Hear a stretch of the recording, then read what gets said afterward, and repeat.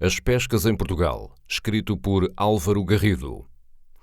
Com 1.610 km de costa, o país é palco frequente de polémicas no setor das pescas, seja por causa das cotas ou do preço do peixe, dos salários ou da invasão de barcos e peixes estrangeiros. Os problemas parecem não ter fim à vista. No entanto, o que julgamos ser uma questão atual é, na verdade, um imbróglio que vem muito de trás.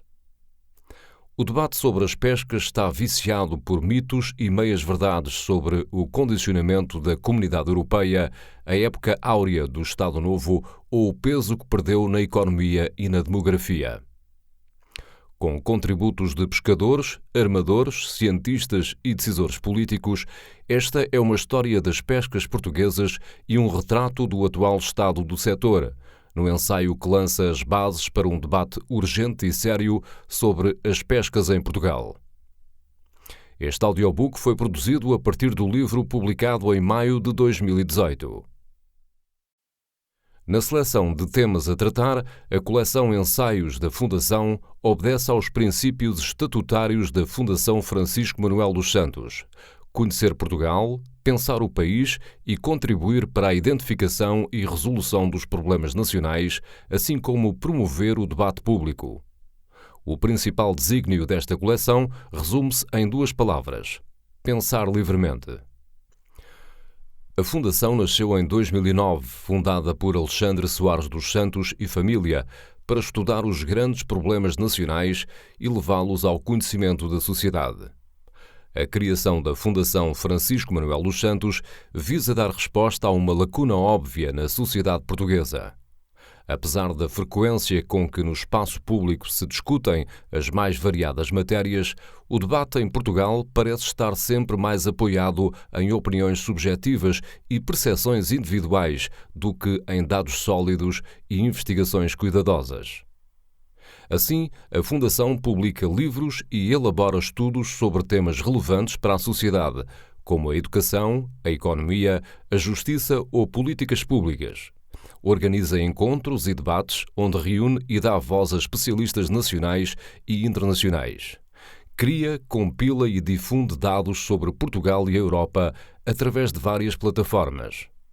O objetivo último é contribuir para uma sociedade mais informada, reforçando os direitos cívicos dos cidadãos, a qualidade das instituições e o acerto das políticas públicas.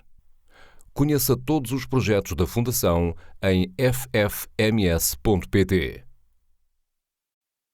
Ao professor Mário Ruivo, em homenagem à sua sabedoria oceânica, cheia de carisma e de afetos, grato por todo o encorajamento que deu a esta e a outras navegações. Introdução. As pescas em Portugal. O tema carece de um debate público isento de paixões, o mais próximo possível de uma razão crítica. Na voragem do tempo presente, as pescas e os pescadores ora são objeto de invocações lendárias, ora se inscrevem numa atividade económica considerada decadente, condenada ao declínio. Ambas as imagens são exageradas ou mesmo falsas. A primeira ideia assenta numa tentação etnográfica que se estendeu às pescarias e aos seus universos humanos em finais do século XIX, num contexto de transição das pescas para uma acelerada industrialização. A segunda decorre da espuma mediática e da sedimentação social de uma visão que tende a associar o declínio económico das pescas portuguesas às políticas da Europa comunitária e a erros de política dos líderes nacionais. Veremos que ambas as perspectivas resistem à prova ou a certos exercícios de prova, mas concluiremos que a mitificação etnológica das pescas, por um lado, e a recriminação política dos seus resultados económicos, por outro, traduzem juízos simplistas que acabam por enquistar análises redutoras. As pescas são um assunto técnico cuja governação apela ao conhecimento científico.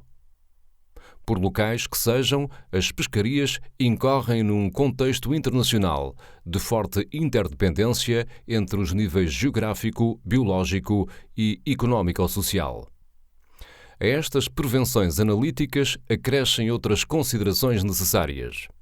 a julgar pelo discurso emitido por responsáveis políticos, em especial no centro do espectro político nacional e mesmo por profissionais do setor, as pescas portuguesas parecem não ter passado nem futuro. Na verdade, o trajeto histórico das pescas em Portugal encontra-se tingido por este género de imagens impressivas, presentistas e bipolares. Essas ideias redondas ora se limitam a juízos punitivos da herança salazarista, cuja organização corporativa fez das pescas um símbolo do nacionalismo historicista e do nepotismo oligárquico do regime. Ora se exalta esse período como Idade de Ouro, cuja grandeza perdida terá estado associada a uma sábia estratégia nacional, entretanto desbaratada por sucessivos governos democráticos e por uma obsessão de recusa da herança ditatorial. Parece faltar história a tanta memória e parece faltar análise social e económica a tamanhas impressões. A fim de quebrarmos estes ardis da memória e estas imagens de senso comum, construímos este livro numa perspectiva multidisciplinar. O texto que agora se apresenta, necessariamente conciso, navega entre a história e a economia. Não esquece, porém, o contributo da geografia e da antropologia, as ciências sociais, que primeiro se interessaram pelo tema das pescas. O que aqui se diz aproxima-se de uma economia política das pescas em Portugal, no sentido em que atribuímos especial atenção ao papel do Estado e das ideias económicas, à ação das instituições e à dialética entre governação internacional e políticas públicas nacionais. Esta perspectiva institucionalista, bem patente em anteriores livros que dedicamos às pescarias do bacalhau, é indeclinável na medida em que as pescas são um facto social total que convoca variadas dimensões e diversas ciências. No livro que aqui se propõe, a inclusão desse horizonte de perspectivas e saberes não é, nem poderia ser, simétrica. A análise multifacetada que escolhemos conjuga-se numa perspectiva histórica que também se aplica ao tempo presente. Essa espessura analítica, muito cara aos historiadores e familiar ao seu modo de fazer ciência, poderá favorecer a análise das causas e dos efeitos que se escondem nas evidências de discurso e nos indicadores de estatística que acompanham as pescas em Portugal de finais do século XIX aos nossos dias. Se observarmos o atual movimento de reconversão da economia do mar e o discurso público emitido sobre a redescoberta de Portugal como nação oceânica, concluímos que as pescas são uma presença ausente. Sem erguer qualquer bandeira passadista, este livro questiona esse silêncio e argumenta contra a corrente. A rejeição da velha relação historicista de Portugal com o mar, apoiada num direito de mar livre e nas rotas mercantis do Império, só principiou com a Expo 98 e encontrou uma sequência coerente no trabalho da Comissão Estratégica dos Oceanos, criada em 2003. O admirável esforço, científico e diplomático, de delimitação e eventual alargamento dos espaços de jurisdição marítima nacional renovou a geopolítica do mar português. No entanto, declarou-se uma economia do mar eminentemente prospectiva, cuja cadeia de valor reserva uma importância residual para a pesca, não tanto para a fileira do pescado, nela incluindo a aquacultura. O estado dos recursos e o enquadramento externo das pescas nacionais permitiriam outra política e mais ambição? As duas perspectivas enunciadas, a velha e a nova economia do mar, parecem incompatíveis e acomodam visões distintas das pescas. Por um lado, a visão económica do antigo país marítimo, ancorada na pesca longínqua, nos transportes marítimos coloniais e na construção naval. Por outro, a economia da nação oceânica global, assente na exploração de bens e serviços proporcionados pelos ecossistemas marinhos e costeiros. No atual processo de alargamento da plataforma continental, projeta-se uma economia marítima nova, uma economia azul assente na exploração de recursos do solo e subsolo marinhos, relegando as atividades económicas dependentes da coluna de água para um plano secundário. Augura-se uma exploração total dos fundos marinhos, incluindo a concessão de mais jazidas de combustíveis fósseis, petróleo, gás e hidratos de metano, tendência difícil de admitir num contexto de alterações climáticas que exigem limitar as emissões de dióxido de carbono. Enjeitando a real importância da economia marítima tradicional, o processo de extensão promete evitar as limitações económicas da noção de Estado costeiro, a que Portugal regressou em 1974-1975, num ambiente propício a uma política externa revolucionária, de certo modo terceiro-mundista, que alterou radicalmente o conceito estratégico nacional. Daí resultou o desmantelamento das empresas armadoras coloniais e das frotas de pesca longínqua, cujas políticas de proteção e fomento se prendiam à natureza colonial e corporativa do Estado Novo. O presente livro organiza-se em 5 breves capítulos. Os 2 primeiros consistem numa síntese de natureza histórica. Os 3 últimos, mais contemporâneos e centrados no tempo democrático que correu depois de 1974-1976, detêm-se numa análise capaz de propor interpretações sobre o principal enigma das pescas em Portugal: o declínio do seu peso absoluto e relativo na economia portuguesa, na demografia e nas comunidades costeiras. Não sendo um fim da história, mas uma lamúria cívica corrente, esta evidência pede um cuidado exame. No primeiro capítulo fala a história. Procuram-se os problemas na sua largura temporal. Neles se vislumbram tendências, problemas velhos e algumas ideias feitas. Quem pensou as pescarias em Portugal e mais ajudou a desenhar políticas públicas para o setor? Que instituições foram decisivas no seu fomento, modernização tecnológica e na gestão dos dilemas da sustentabilidade? Que fatores e entorces parecem constantes nos períodos de acentuado declínio das pescas em Portugal? A qualidade das estatísticas é imperfeita, mas o modo como foram construídas encerra uma preciosa gramática dos conceitos científicos e quadros jurídicos aplicados a cada momento. O direito do mar conta muito na medida em que reflete questões geopolíticas e porque institui direitos de propriedade e regimes de acesso a recursos biológicos que, à partida, são de propriedade comum, bens públicos por definição. A economia e a sociologia também são importantes porque as pescas não incluem apenas uma cadeia de valor direta e porque os cenários de crise associados à sobreexploração sempre implicaram danos sociais para as comunidades humanas dependentes. As pescas não são uma atividade humana comum na medida em que assentam na exploração de recursos móveis comuns e finitos. Em regra, a produção no mar faz-se através de unidades flutuantes ou migratórias, seja em regime de mar livre, seja em águas convencionadas ou sob apertadas normas de regulação do acesso. A essa dependência do meio natural, só por si capaz de gerar flutuações nas capturas e rendas incertas, acrescem outras contingências inerentes à produção pesqueira. A descoberta da singularidade da economia das pescas foi muito comum nos primeiros tempos da indústria moderna e iluminou preciosas memórias. Alguns desses escritos salientaram fatores invariáveis que influem na organização das pescarias e nos seus dispositivos de regulação. Importa encontrar nos sábios das pescas, pessoas ilustradas e umas poucas gerações de naturalistas e hidrógrafos, algumas linhas de pensamento incrivelmente atuais.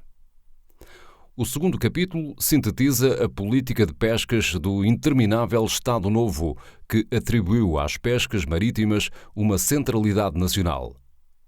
Procurando rever imagens simplistas, veremos de que modo a regulação intervencionista e autárquica imposta pelo regime salazarista incorporou políticas de modernização orientadas para uma pesca de abastecimento.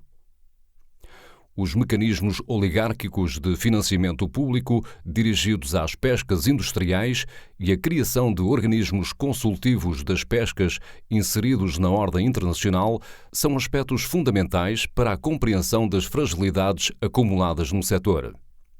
Num terceiro capítulo, avaliaremos as mudanças externas e internas que marcaram as pescas portuguesas entre os anos da Revolução e a adesão à Comunidade Económica Europeia. Ao incluir o conceito de zona económica exclusiva no direito interno, em 1977, Portugal assumia a sua condição costeira e arquipelágica. Embora o país tenha manifestado a sua legítima intenção de se apropriar de uma parcela significativa do Atlântico, na prática circunscreveu as atividades marítimas aos recursos disponíveis nas águas de jurisdição nacional. Esse parece ter sido o grande momento de viragem das pescas nacionais. Veremos se a perda do acesso a pesqueiros distantes no Atlântico Norte e no Atlântico Sul não teve efeitos ainda mais incisivos do que as consequências da adesão à Comunidade Económica Europeia e às apertadas regras da Política Comum das Pescas. Nesse exame de causas e efeitos, é fundamental convocar a memória e os termos do Acordo de Pescas assinado entre Portugal e Espanha em 1985, bem como os acordos de adesão nesse domínio. O quarto capítulo procura avaliar os reais efeitos da política comum das pescas sobre os fatores de produção nacionais e sobre a capacidade negocial do Estado português junto da Comunidade Económica Europeia e face a parceiros bilaterais como o Marrocos, a Namíbia, o Canadá e a Noruega. Na frente interna, importa identificar as linhas de política dos governos que lidaram com este período transformador das pescas em Portugal, na Europa e no mundo.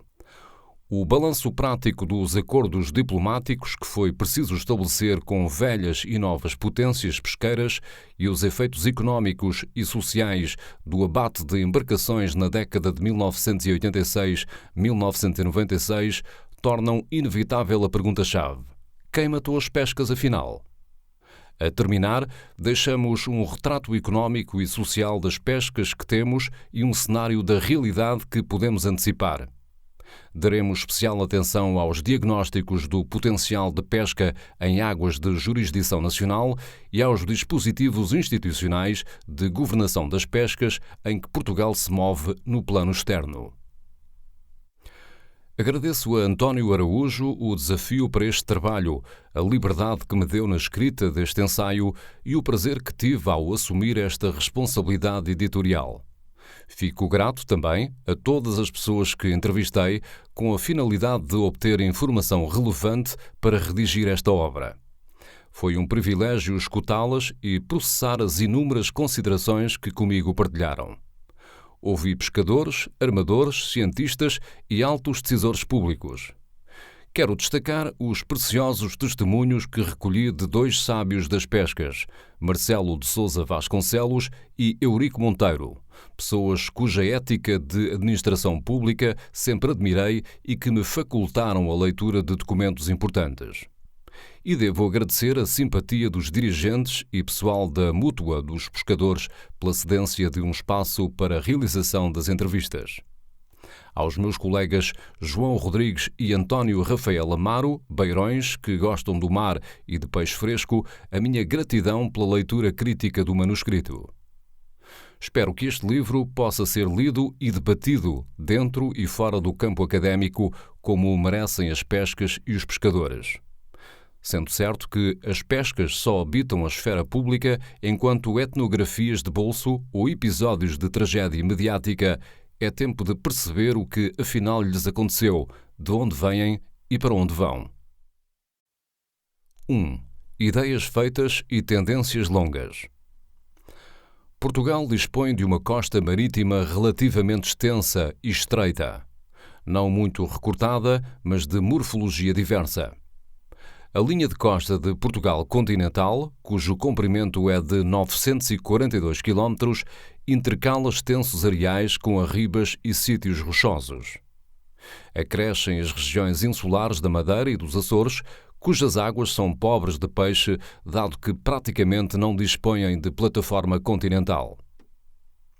A topografia do litoral, as condições hidrológicas, a biogeografia dos recursos mais comuns nas águas marítimas e estuários, os rigores do tempo e a fisionomia dos portos e abrigos são elementos que atuam sobre a evolução das técnicas, artes e embarcações e condicionam o sistema socioeconómico das pescas. Acrescem as dinâmicas culturais do consumo de pescado, causa e efeito do comportamento dos mercados e dos padrões de circulação dos produtos do mar.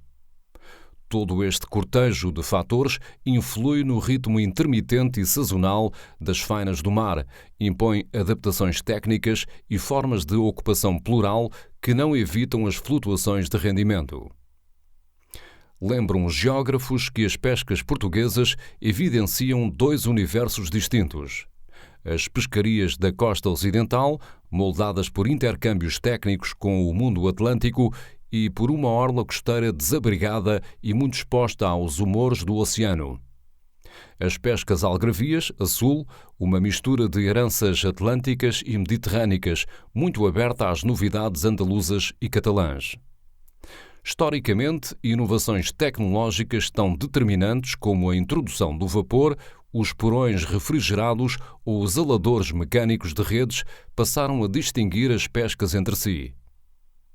Não apenas em função da distância dos pesqueiros em relação aos portos de origem, pescas locais, costeiras, do alto ou longínquas, mas também a partir do modo como se organizam os fatores de produção e as relações de trabalho a bordo e junto à costa, pescas artesanais ou industriais, conceitos a miúde ambíguos. As pescas e os pescadores ocupam um espaço saliente no imaginário português. A sua cultura material e simbólica detém um lugar de relevo na literatura e nas artes, mas tarda a despertar o interesse das ciências mais e menos exatas.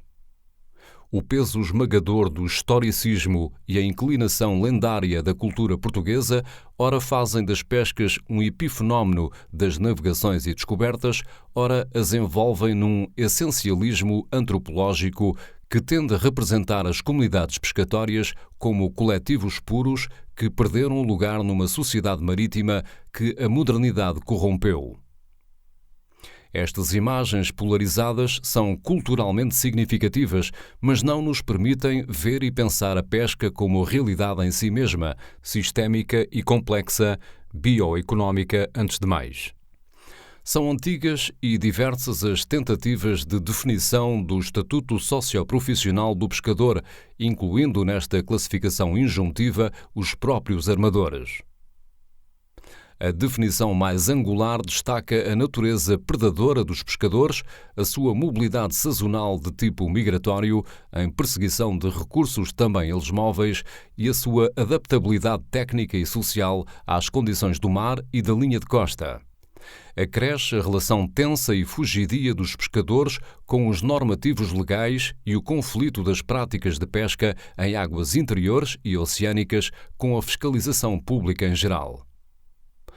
Do século XVIII aos nossos dias, a mitificação do mundo das pescas e a mudança relacional entre as gentes da terra e do mar, que evoluiu da rejeição pelo medo para uma aproximação de pendor higienista e do encantamento para o uso funcional, inibiram o entendimento das pescarias como socioeconomia e fizeram das pescas um resíduo da economia política. Razões práticas multisseculares, mas nem sempre evidentes, explicam essa relativa marginalização.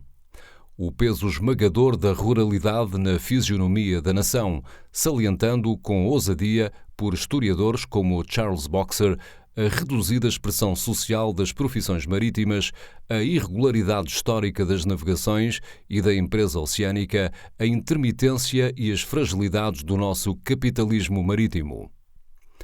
Além desses elementos de constância, por estranho que pareça, em Portugal nunca houve verdadeiramente uma antropologia marítima.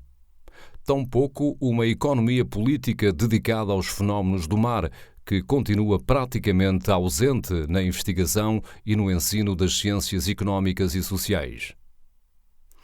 Os melhores impulsos de conhecimento sobre os recursos e atividades marítimas sempre vieram da geografia, física e humana, ciência que criou uma tradição de saber nos assuntos do mar que hoje se reduz a um fio de água. Acresce o papel importante de uma certa história marítima que agora se renova, mas onde predomina o estudo da época moderna, demasiado centrado nas navegações e nos processos de descobrimento e colonização. Apesar dos apelos de Vitorino Magalhães Godinho para a importância das pescarias portuguesas nos fluxos de comércio marítimo e nas estruturas sociais, salvo os trabalhos mais recentes de Inês Amorim e de uns poucos historiadores, na história das pescas, a praia continua deserta. Historicamente, a elaboração teórica da questão das pescas e o seu debate público foram dinâmicas intermitentes. Também por isso, importa invocar os momentos de maior intensidade no conhecimento das pescarias e os pioneiros da sua regulação pública. Nesses movimentos de descoberta e renovação de uma ciência das pescas e nas tentativas de estabelecer modelos de regulação do triângulo recursos, produção de pescado e normas jurídicas, encontra-se o lastro das principais questões que ontem e hoje atravessam as pescas. Dilemas bioeconómicos, com certeza, mas sobretudo éticos e sociais. Daí que o rasto documental das pescas e o testemunho dos atores nos ofereçam constantemente um retrato de crise. Segundo a Tábua das Pescarias do geógrafo e viajante Adrian Balbi, em 1821 havia em Portugal 17.614 pescadores e mais de 2.000 barcos de pesca. Ainda que grosseira e assenta em estimativas, a estatística de Balbi foi pioneira e deixou-nos uma importante coreografia das pescas. As maiores concentrações registavam-se na costa de Aveiro, 25% dos pescadores do Reino, e na província do Algarve, 21%. Regiões que a política de pescas pombalina pusera em contacto por meio de processos de fomento e colonização dos areais do Oriente Algarvio. Esse rasgo de política teve na Companhia Geral das Reais Pescarias do Algarve, criada em 1773, o principal instrumento de organização e capitalização das pescas. Problemas de abastecimento de pescado atribuídos a desvios de comércio, a ultrapassagem da Inglaterra pela França no acesso ao bacalhau da Terra Nova e as medidas pombalinas para fixar os pescadores no reino e chamar à coroa os fluxos comerciais de peixe fresco e salgado despertam o interesse dos primeiros economistas. Umas poucas memórias sobre a pesca e os métodos de salga divulgam soluções práticas e inspiram políticas de ordenamento estatal das pescarias. O primeiro liberalismo económico anima alguns académicos a defenderem a liberdade de comércio de pescado de forma a combater a dependência do bacalhau importado. Na segunda metade do século XVIII, as migrações sazonais de pescadores de Ovar, Mortosa e Ilhavo para sul, feitas em barcos de mar num encalço de praias e varadouros que lhes garantissem a sobrevivência, ficaram documentadas e ainda alimentam imaginários de diáspora. Em 1774, o próprio Marquês de Pombal mandou recrutar e alistar pescadores de Ilhavo e de Aveiro, porventura os melhores do reino, para compor companhias e colonizar a parte oriental do Algarve. A intenção seria suster o contrabando de sardinha e atuns para a Andaluzia. Esse impulso da pesca por artes novas, oriundas da Catalunha e difundidas na Galiza e na costa de Aveiro desde meados do século XVIII, multiplica as disputas e os conflitos, mas gera as primeiras reflexões de natureza ambiental sobre a sazonalidade de pescaria e a sua escassez. As artes novas, vulgarmente designadas por chávegas, eram redes envolventes de arrasto, de cercar para terra, que exigiam grande número de braços. Operam através de uma rede de saco provida de asas laterais. Ainda hoje se usam em diversas praias da costa de Aveiro do Espinho, a Mira, e em outras praias a sul do Cabo Mondego, debaixo de uma surda controvérsia entre os que fustigam os seus efeitos ecológicos e os que defendem as suas vantagens para a cadeia de valor do turismo. Esperamos que você tenha gostado desta prévia. Para continuar ouvindo este audiolivro no Google Play Livros, use o link na descrição do vídeo.